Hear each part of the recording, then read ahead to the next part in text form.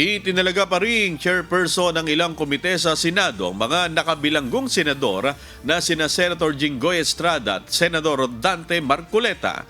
Si Senator Estrada ang mamumuno sa Senate Committee on Electoral Reforms habang si Senator Marcoleta naman ang chairperson ng Committee on Tourism.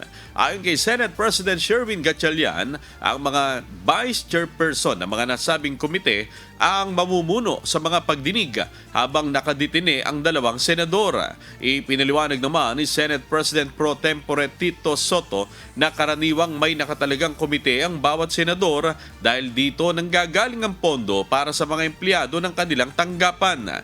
Samantala, itinalaga rin si Senator Mark Villar sa Committee on Banks, Financial Institutions and Currencies, sina Senator Robin Hood Padilla sa Committee on Cultural Communities and Muslim Affairs at Committee on Public Information and Mass Media, at si Senator Loren Ligarda sa Committee on Culture and the Arts at Committee on Civil Service, Government Reorganization and Professional Regulation. Si Senator Pia Cayetano naman ang mangunguna sa Committee on Sustainable Development Goals, Innovation and Futures Thinking, Senator Camille Villar sa Committee on Government Corporations and Public Enterprises, at si Senator Bongo sa Committee on Sports at Committee on Youth.